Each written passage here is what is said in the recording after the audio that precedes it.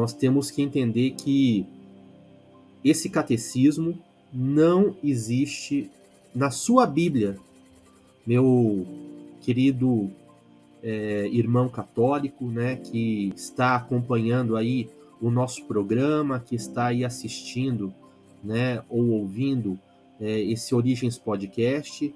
Você pode pegar e examinar de Gênesis a Apocalipse e você só vai encontrar um mandamento, o que diz: lembra-te do dia do sábado. E não é simplesmente para você se reunir, é para você santificar. Não há qualquer mandamento que diga sobre o primeiro dia da semana. É interessante porque o pastor Alessi, nosso pastor lá de Manhumirim, Minas Gerais, ele fala que essa palavra domingo, né, onde está na Bíblia? Não está na Bíblia. E de fato não está mesmo. Eu separei aqui um trecho citado por Webster, que é um doutor respeitadíssimo em filosofia. Ele escreveu um livro chamado Rest Days. Muito interessante esse livro. E ele cita o seguinte: os primitivos cristãos tinham, a princípio, adotado a semana judaica de 7 dias, com seus dias numerados. Mas, pelo fim do 3º século depois de Cristo, esta começou a ceder terreno à semana planetária. E no 4º e 5º séculos, as designações pagãs se tornaram geralmente aceitas na parte ocidental do cristianismo. O uso do nome de planetas pelos cristãos atesta a crescente influência das especulações astrológicas introduzidas pelos conversos do paganismo. Nesses mesmos séculos, diz ele, a expansão dos cultos orientais do Sol, especialmente o de Mitra, a adoração persa do Sol, no mundo romano, havia já levado à substituição pelos pagãos do Dies Saturni pelo Dies Solis, como o primeiro dia da semana planetária. Assim, gradativamente, uma instituição pagã foi sendo introduzida no cristianismo. Nós precisamos entender que, infelizmente, quem comanda essa substituição de uma forma brutal e de uma forma antibíblica é o sistema religioso corrompido, personificado na figura do bispo de Roma, que se auto-intitulou pontífice ou papa, que também é um título pagão, que ele emprestou do paganismo. E aqui, só para citar rapidamente, algumas atuações dos pontífices romanos, olha só as citações que a gente separou aqui.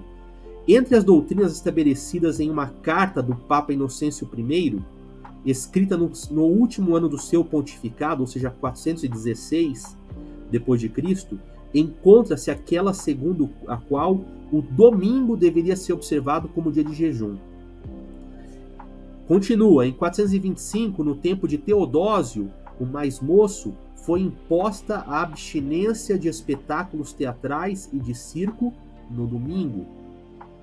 Em 538, no concílio de Orleans, foi ordenado que todas as coisas anteriormente permitidas no domingo continuassem em vigor, mas que as abstivessem do trabalho com o arado, ou em vinhas, cega, ceifa, debulha, cultivo, cercagem, a fim de que as pessoas pudessem frequentar a igreja convenientemente.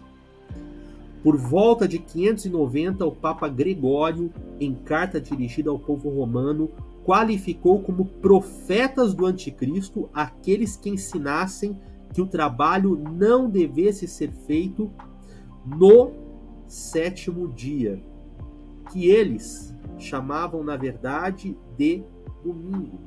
Olha só a confusão que eles procuram fazer. Todas essas aqui são ordenanças chamadas papais.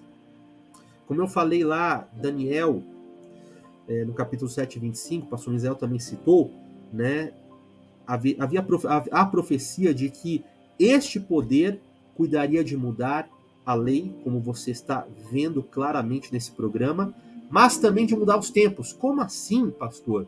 Mudar os tempos, sim.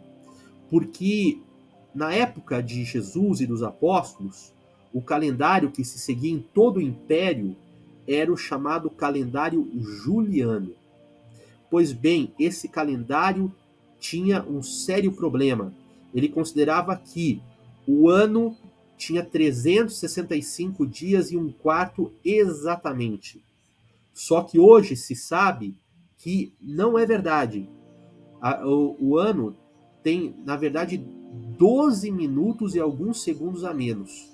Quando você pega 1000 e tantos anos, isso dá uma diferença de cerca de 10 dias.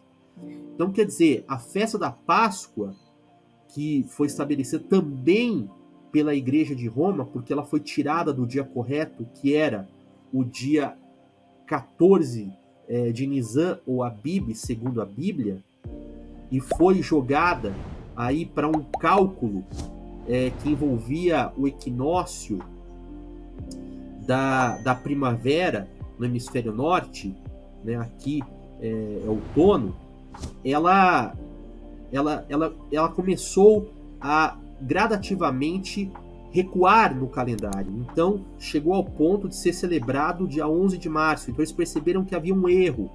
E então, em 1582, por designação do então Papa Gregório, deixa eu só pegar aqui exatamente o nome, o número dele, porque, né, cada Papa tinha um nome e um número. Gregório XIII.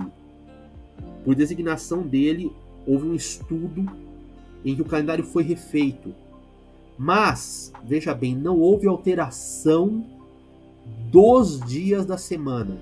Então, o que aconteceu? Eles estavam no dia 5 de outubro de 1582. E o dia seguinte seria dia 6.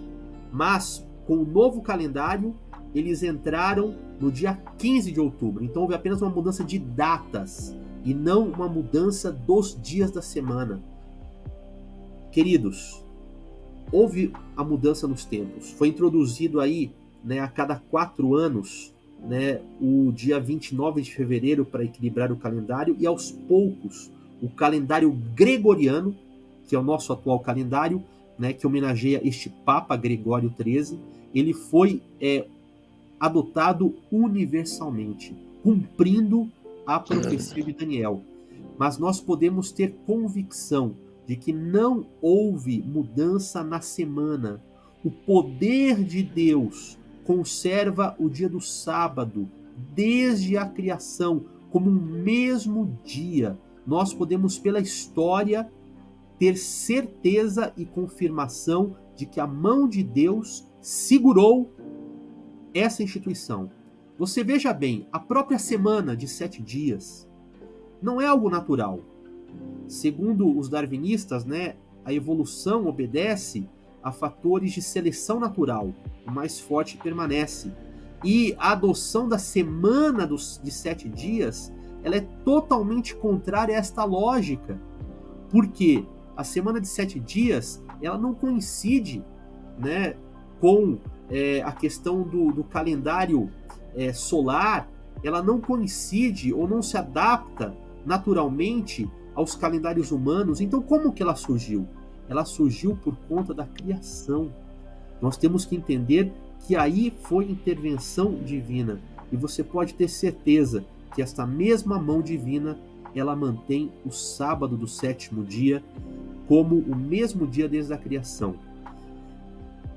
Apenas salientando a resposta à pergunta que você fez. O catecismo católico não está em nenhuma Bíblia, nem na protestante, nem na católica. Você pode procurar de Gênesis a Apocalipse, e o único dia a ser observado, a ser santificado como memória da criação, como memória do Deus verdadeiro, o Deus que Jesus honrou, porque você não o vê trabalhando, não trabalhando o que eu digo secularmente, você não o vê nas obras, não o vê na carpintaria, não o vê em nada disso, mas você o vê na sinagoga adorando a Deus, você o vê visitando os enfermos, você o vê curando os doentes, e quando debatem sobre este dia com ele, ele declara abertamente para todos que ele é o Senhor do sábado, e ele honra este dia ao declarar o seguinte: que é neste dia que nós temos que fazer o trabalho divino.